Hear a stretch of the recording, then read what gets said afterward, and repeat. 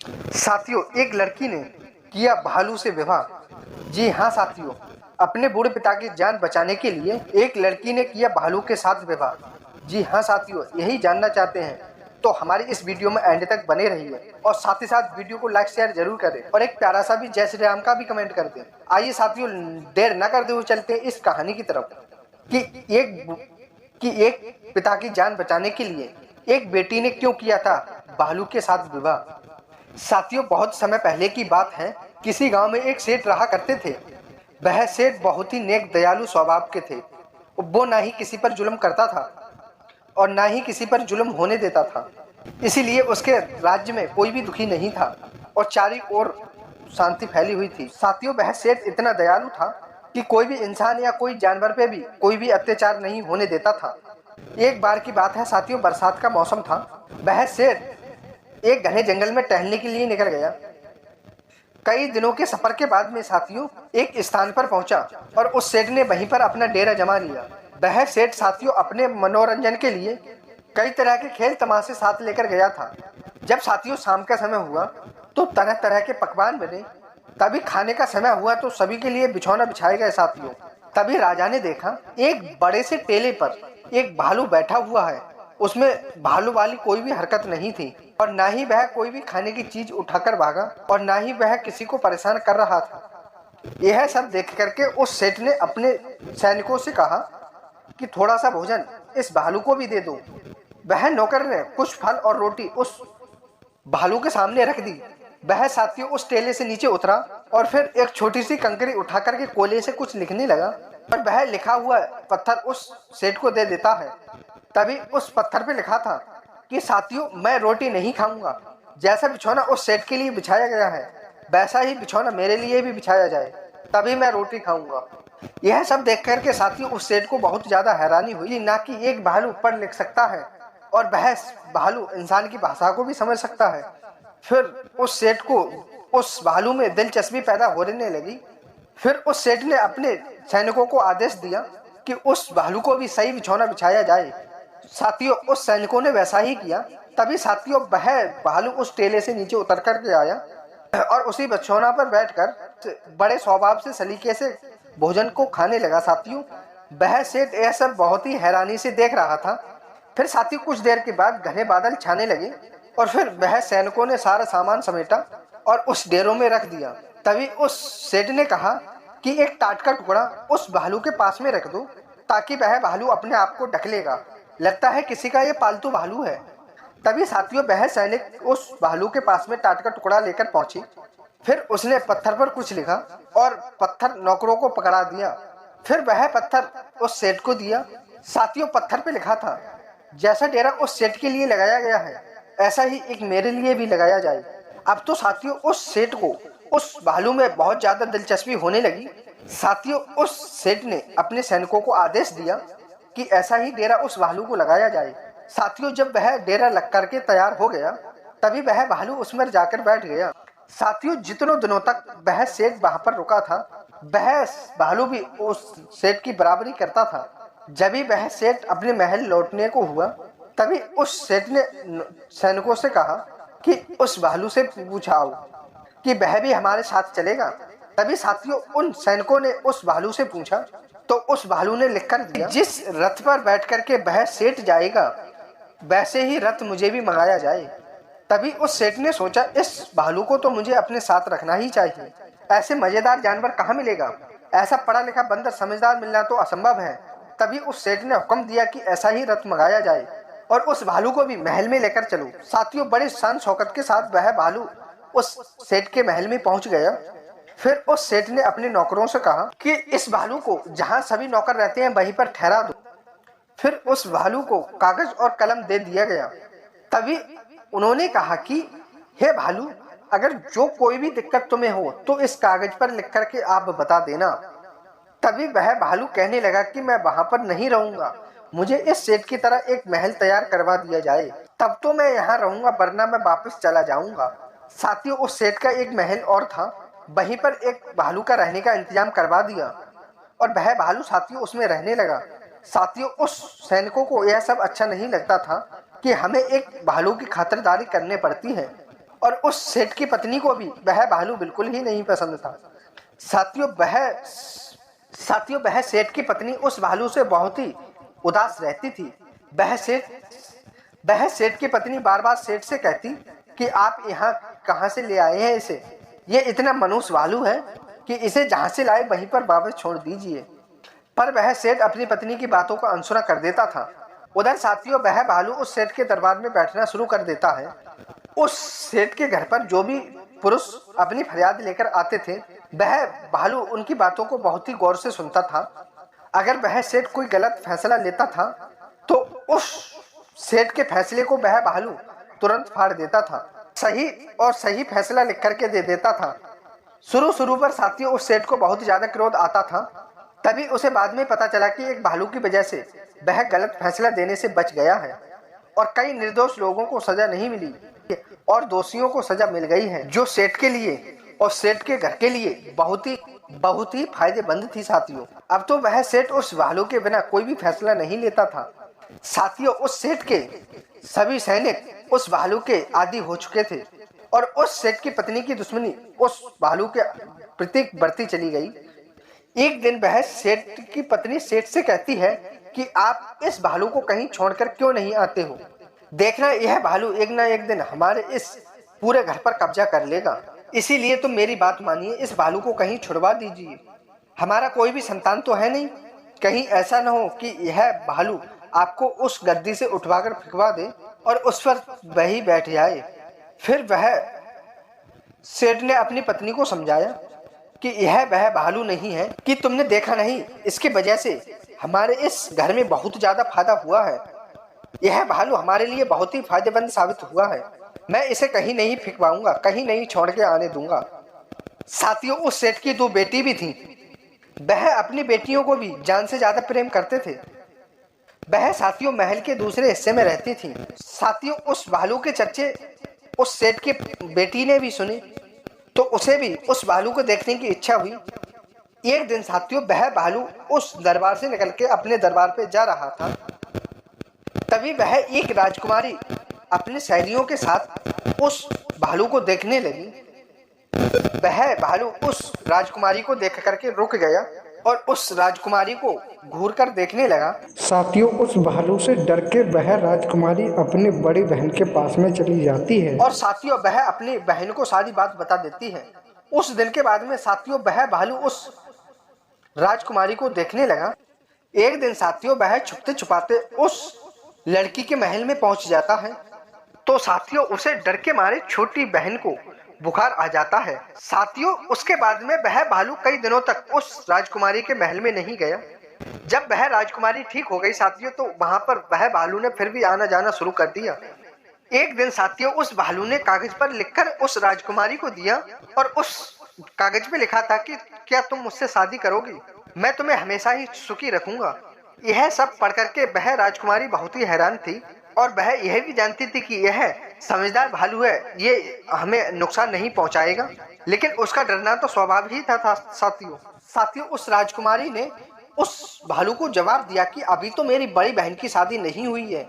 फिर उसके बाद में धीरे धीरे साथियों उस राजकुमारी का डर खत्म होता चला गया। फिर साथियों उस लड़की को उस भालू से हमदर्दी होने लगी कि बेचारा शांत संत और पढ़ा भी है और कई खतरों से मेरे पिताजी को बचाया है, इसलिए इसके कई उपकार भी हमारे ऊपर हैं। अगर ईश्वर ने इसे भालू की शक्ल दी है तो इसमें इस बेचारे का क्या दोष है। साथियों वह भालू उस राजकुमारी के कमरे में थोड़ी देर रहता था और उस राजकुमारी को देख करके वह भालू वहां से चला जाता था। साथियों धीरे धीरे उस सेठ की पत्नी के पास यह बात पहुंच गई। अब तो साथियों तुम औरत को तो जानो ही, वह ऐसा लग रहा था कि उस सेठ की पत्नी ने सारा महल ही अपने ऊपर उठा लिया हो। वह सेठ की पत्नी उस भालू को बुरा भला कहने लगी और फिर तुरंत उस सेठ के पास में पहुंची। तभी वह कहने लगी कि हे स्वामी देखिए कि अब तो हाथी ही हो गई है। आपको चाहने वाला भालू आपकी छोटी बेटी के पीछे पड़ गया है, या तो आप उसे यहाँ से भगा दीजिए, नहीं तो मैं ही कुछ कर लूंगी, जहर खा के मर जाऊंगी। परंतु साथियों उस सेठ ने अपनी छोटी बेटी को बुलवाया। तभी उस सेठ ने अपनी बेटी से कहा कि हे बेटी, क्या यह भालू तुम्हें तंग करता है।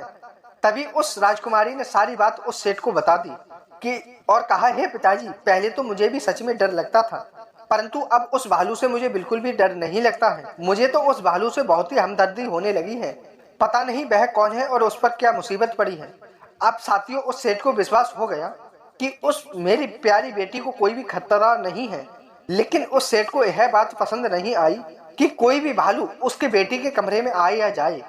फिर उस सेठ ने उस भालू से बात करने का फैसला किया। अगले दिन साथियों वह सेठ उस भालू के महल में पहुंचा। फिर उस सेठ ने उस भालू से कहा कि मैं नहीं जानता कि आप कौन हो और आप क्या कहना चाहते हो। आज तक मैंने तुम्हारी हर बात मानी है, परंतु मैंने तुम्हें अपने बराबर का दर्जा भी दिया है, परंतु कोई दूसरा सेठ ऐसा नहीं करता।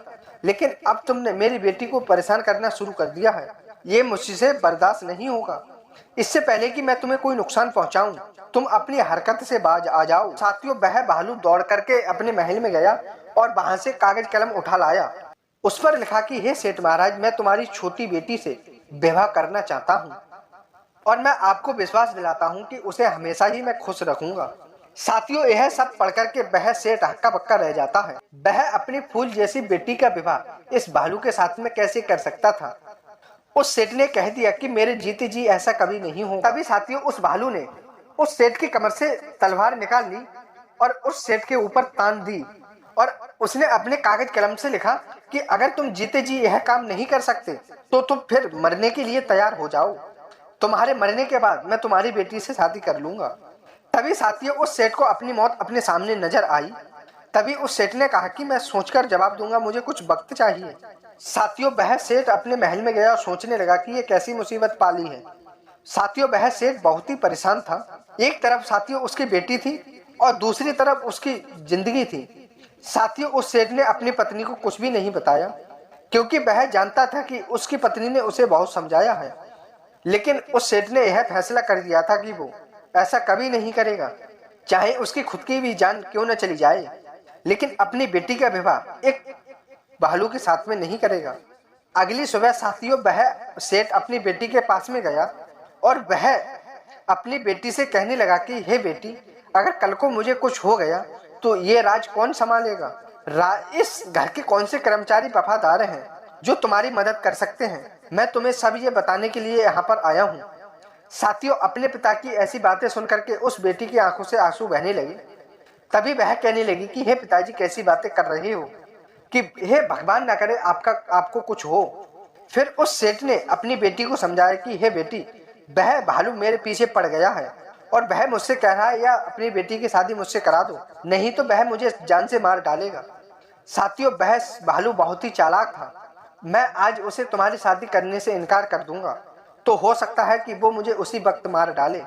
तुम अपनी माँ के साथ में गुप्त तहखाने के सामने छुप जाना और तुम उससे बाहर मत आना जब तक वह भालू यहाँ से चला न जाए।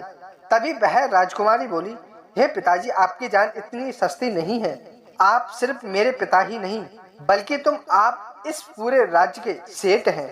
आपके सैनिकों का दुख कौन देखेगा, इसीलिए तुम उस भालू से रिश्ते के लिए हाँ कह दीजिए। साथियों भाग्य के लिखे को कोई मैट नहीं सकता। अगर मेरे भाग्य में वह भालू ही लिखा है तो आपके जान देकर के बाद भी यह होकर ही रहेगा। इसीलिए हे पिताजी, आप हाँ कर दीजिए और कहना कि मेरी बड़ी बेटी है, मैं उसकी शादी करने के बाद छोटी बेटी की शादी आपसे करा दूंगा। साथियों वह अपनी बेटी की बात मान जाता है और उसका दिल अंदर से गवाही नहीं दे रहा था कि वह अपनी बेटी का विवाह एक बंदर के साथ में करेगा। साथियों उस सेठ ने मजबूरन होकर के उस भालू से हाँ कर दी शादी की और भालू से कहा कि हे भालू, मेरी एक बड़ी बेटी है, उसकी शादी हो जाने दो, उसके बाद में मैं छोटी बेटी की शादी मैं तुमसे करा दूंगा। फिर साथियों बड़ी बेटी की शादी की तैयारी होने लगी। साथियों जब उस सेठ की पत्नी को यह बात मालूम हुई तो उसने उस संसार को ही सर पे उठा लिया हुआ ऐसा लगता रहा। साथियों ऐसे ही धीरे धीरे समय बीतता गया और उस सेठ ने अपनी बड़ी बेटी की शादी कर दी और साथियों वह बड़ी बेटी बहुत ही खुशी के साथ रहने लगी, अपना बहुत ही खुशी के साथ जीवन व्यतीत कर रही थी। तभी साथियों हुआ ये, वह भालू कहने लगा कि हे सेठ महाराज, आपने अपनी बड़ी बेटी की तो शादी कर दी और मेरी राजकुमारी छोटी की शादी भी कर दो, मेरे साथ में वो बहुत खुश रहेगी। तभी साथियों वह सेठ मजबूरन होकर के उस सेठ ने अपनी छोटी राजकुमारी बेटी की शादी की तैयारी करी। फिर उसके बाद में साथियों शादी की तैयारी होने लगी और साथियों वह भालू बहुत ही खुश था। तभी साथियों यह सब बात उस सेठ की पत्नी को पता चलती है। तब वह सेठ की पत्नी सोचती है जैसे कि वह ऐसा करती है उसने सारा आसमान ही अपने सर पे उठा लिया हो। तभी साथियों उस भालू की उस राजकुमारी की शादी होती है। तो उस सेठ ने अपनी पत्नी को एक कमरे में बंद कर दिया था और साथियों शादी फिर हो जाती है। फिर उसके बाद में उस सेठ की बेटी विदा होकर के उस भालू के कमरे में चली जाती है। अगले दिन साथियों वह जब अपने पिता के महल में आती है तो वह बहुत खुश थी। तभी उस सेठ ने अपनी बेटी को गले लगा करके रोना चाहा। तभी उस राजकुमारी ने समझाया कि हे माता पिता, आप फालतू में रो रहे हो, मैं तो बहुत खुश हूँ, मुझे तो किसी प्रकार का कोई भी दुख नहीं है। फिर उस सेठ ने देखा कि मेरी बेटी की चेहरे की खुशी बता रही है कि वह राजकुमारी खुश है। इसी तरह साथियों काफी दिन बीत जाते हैं। फिर वह सेठ अपने दरबार में फिर से व्यस्त हो गया। लेकिन साथियों उस सेठ की पत्नी को चैन नहीं पड़ा।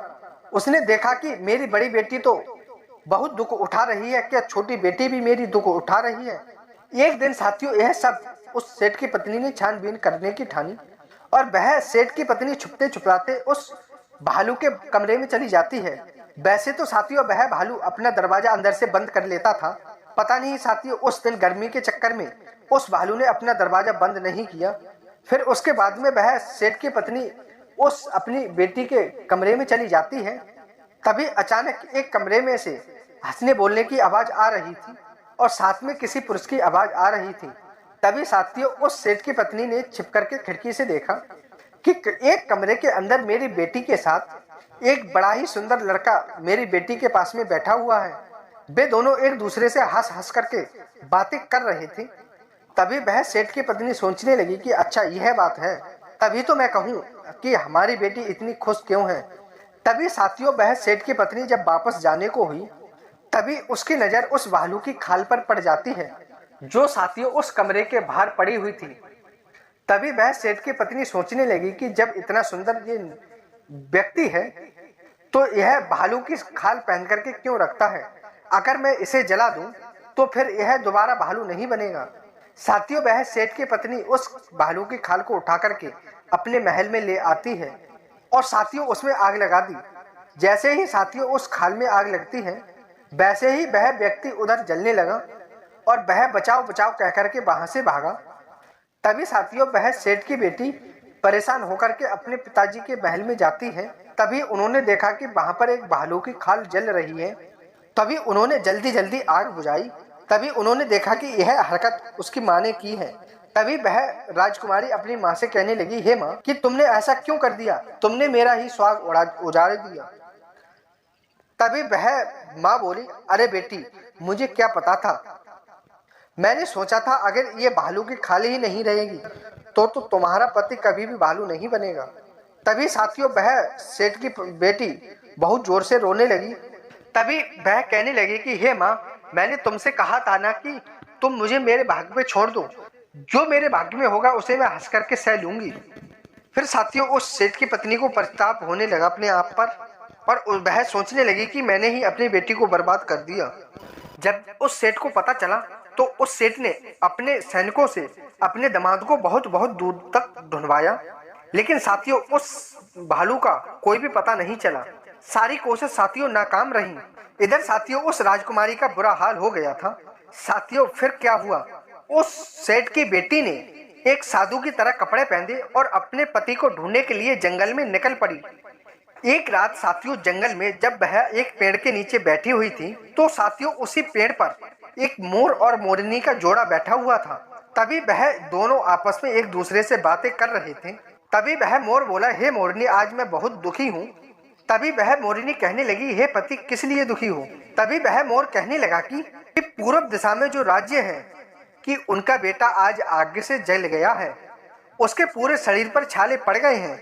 वह एक अचेत अवस्था में पड़ा रहता है, न खाता है न पीता है और न ही किसी से बोलता चालता है। सारे वैद्य हकीम इलाज करके हार गए और उस राजकुमार को कोई भी फायदा नहीं हुआ। शायद उसे किसी ने आग से जला करके मारने की कोशिश की थी। तभी वह राजकुमारी समझ जाती है कि ये मेरे पति की बात कर रहे हैं। तभी वह मोरनी बोली, है पति महाराज, इस राजकुमार का कोई भी इलाज नहीं है। तभी वह मोर कहने लगा कि इलाज है, मगर ऐसा कोई करने को तैयार होगा? तभी वह मोरनी कहने लगी कि हे पति महाराज, वह क्या है? तभी साथियों वह मोर कहने लगा कि इस पेड़ की छाल ले जाकर के चंदन के साथ में 40 दिनों तक इसका लेप करके उसके जख्मों पर लगाएगा तो वह राजकुमार ठीक हो जाएगा। परंतु यह सब करेगा कौन? साथियों सुबह होते ही वह मोर मोरनी वहां से चले जाते हैं। तभी साथियों उस राजकुमारी ने तुरंत उस पेड़ की छाल को छीला और साथियों नकली दाढ़ी लगा करके और एक साधु का भेष धर के एक वैद्य बन के साथियों और वह राजकुमारी उस सेठ के दरबार में पहुंच जाती है। साथियों वह उस राजा के दरबार में पहुंच जाती है। तभी उस सेठ ने कहा कि हे सेठ महाराज, मैं आपके बेटे को सेठ ठीक कर सकता हूँ। तभी उस सेठ ने कहा कि इतने सारे हकीम वैद्य जूझ गए तो कोई भी उसे ठीक नहीं कर पाया, तो आप उसे कैसे ठीक कर देंगी? तभी वह कहने लगे कि हे सेठ महाराज, अगर 40 दिनों तक मैं आपके बेटे को सही नहीं कर पाए तो आप जो चाहे मुझे सजा दे सकते हैं। आप मुझे उस राजकुमार वाले कमरे में 40 दिनों तक रहने की आज्ञा दें। तभी उस सेठ ने कहा कि ठीक है। तभी साथियों उस राजकुमारी वह राजकुमार के कमरे में पहुंच जाती है और उसने साथियों उस राजकुमार के जख्मों पर लेप लगाया तो साथियों उसे 4 दिन में ही फायदा होने लगा और साथियों उसके 15 दिन में ही हालत सही होने लगी। तभी उस सेठ ने देखा कि इस वैद्य की दवाइयों से मेरे राजकुमार बेटे को बहुत ही सुधार आया है। तभी उस सेठ ने मन ही मन सोचा कि मैं इस वैद्य को बहुत बड़ा इनाम दूंगा। जैसे ही साथियों 35 दिन हो जाते हैं तभी साथियों वह राजकुमार सबसे बातें करता था और खाता पीता रहता था। परंतु साथियों वह वैद्य बनी राजकुमारी को वह राजकुमार नहीं पहचान पाया। साथियों 40वें दिन वह राजकुमारी उस राजकुमार को लेप लगा करके और राजकुमार से एक उपहार के रूप में एक अंगूठी लेकर के वहां से चुपचाप चली जाती है और वहीं पर पहुंच जाती है जिस महल में वह भालू के साथ में रहती थी। फिर उस सेठ ने इनाम देने के लिए उस वैद्य को बहुत ही ढूंढवाया, लेकिन वह वैद्य कहीं नहीं मिला। तो उस सेठ ने मन में सोच लिया कि जरूर कोई भगवान का भेजा हुआ दूत होगा जो मेरे राजकुमार को ठीक करके चला गया। जब साथियों वह व्यक्ति ठीक हो जाता है तभी उसे एक पत्नी की याद आई, लेकिन उसे यह बात राजकुमार को किसी ने नहीं बताई। एक दिन वह अपने पिता से शिकार खेलने की आज्ञा लेकर के निकल गया और वह अपनी ससुराल में पहुंच जाता है। वह एक राजा की तरह साथियों वस्त्र पहना हुआ था।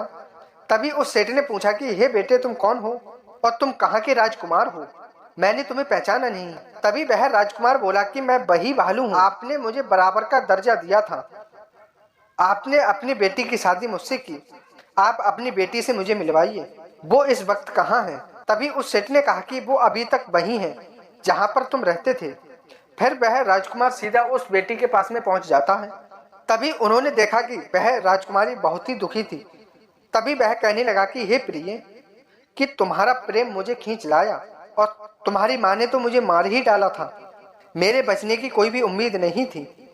तब एक वैद्य, जिसे ईश्वर का ही रूप समझो, जिसने दिन रात मेरा इलाज करके मुझे बचा लिया, लेकिन वह एक रात अचानक न जाने कहाँ चला गया।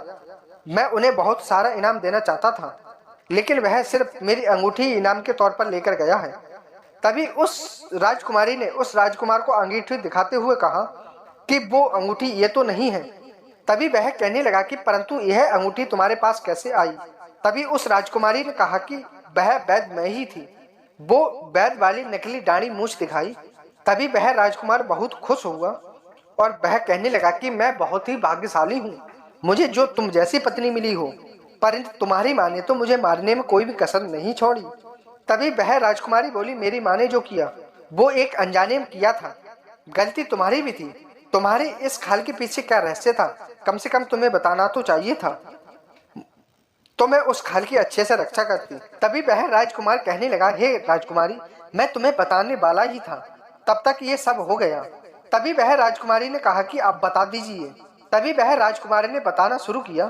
तभी उसने कहा कि 2 साल पहले की बात है, मैं एक जंगल में शिकार खेलने गया था, तो मैंने एक सियार का पीछा किया था और मैंने निशाना लगाकर तीर चलाया और वह सियार मेरे नजरों से ओझल हो गया। फिर मैं पानी पीने के लिए एक कुएं पर गया तो वहां पर देखा था मैंने एक नौजवान साधु बैठे हुए हैं और उनका एक पैर जख्मी था, जिस पैर से खून बह रहा था, और उस पास में ही मेरा वो तीर पड़ा था जो मैंने उस सियार पर छोड़ा था। तभी मुझे देखते ही वह साधु समझ गए कि तीर इसने ही मारा है। तभी उन्होंने कहा कि हे राजकुमार तुम इंसान हो या बंदर। तभी उन्होंने कहा कि हे राजकुमार तुम इंसान हो या भालू, तुम में इंसान जैसे कोई भी संस्कार नहीं है, जाओ तुम एक भालू बन जाओ। और उन्होंने मुझे श्राप देकर के भालू बना दिया और उन्होंने कहा कि तू जा, अब तू जंगल जंगल भटकता फिरेगा। फिर उसके मैंने पैर पकड़ लिए और मैंने माफी मांगी तो उसे मुझ पर दया आ जाती है। तभी उन्होंने कहा कि मैं अपना श्राप वापस तो नहीं ले सकता, लेकिन कुछ बदलाव हो सकता है। अगर कोई लड़की तुमसे हमदर्दी दिखा करके शादी कर लेगी, तू केवल 2 बरस तक ही अपने राजकुमार के रूप में अपनी पत्नी के सामने आएगा। फिर 2 साल के बाद में तू हमेशा के लिए पुरुष बन जाएगा। फिर एक दिन वहां पर तुम्हारे पिताजी सैर करने के लिए आए थे और उन्होंने मुझ पर एहसान किया और मुझे अपने साथ ले आए। फिर तुम्हें मुझसे पर हमदर्दी हुई और तुमने अपने पिता की जान बचाने के लिए मुझसे शादी कर ली और इसके आगे तुम सब ये जानती हो। तभी साथियों हुआ ये, वह सेठ और सेठ की पत्नी वहां पर आ जाते हैं और उस सेठ की पत्नी ने उस राजकुमार से माफी मांगी जो साथियों भालू बना हुआ था। और उन्होंने कहा कि हे राजकुमार हमारा कोई बेटा नहीं है, हमारी कोई भी संतान नहीं है, हमारा कोई बेटा नहीं है, अब तुम आज से हमारे बेटे हो, यह राज्य भी पूरा आपका ही है। तभी उस राजकुमार ने कहा कि ठीक है, अभी तो मैं अपने पिता के पास जाना चाहता हूँ, फिर उसके बाद मैं आपका यह सब महल दरबार संभालूंगा। तभी उस सेठ ने अपनी बेटी को बहुत सारा धन दौलत देकर के विदा किया साथियों, और दोनों ही सेठ के राज परिवार खुशी रहने लगे और अपनी खुशी से ही जिंदगी बिताने लगे। तो साथियों आप ये जान गए होंगे कि किस तरह एक राजकुमारी ने अपने पिता की जान बचाने के लिए की भालू से शादी। तो साथियों मैं उम्मीद करता हूं आपको ये वीडियो पसंद आई होगी। अगर वीडियो पसंद आई हो तो कमेंट में हमें जरूर बताएं और जय श्री राम का कमेंट भी जरूर कर देना। और साथियों वीडियो पसंद आए तो लाइक शेयर जरूर करें और साथियों साथ ही साथ इस चैनल पे नए हैं तो चैनल को सब्सक्राइब जरूर कर लें। धन्यवाद साथियों, मिलते हैं एक प्यारी सी नई ज्ञानवर्धक कहानी के साथ। जय श्री कृष्ण, जय राधे, धन्यवाद साथियों।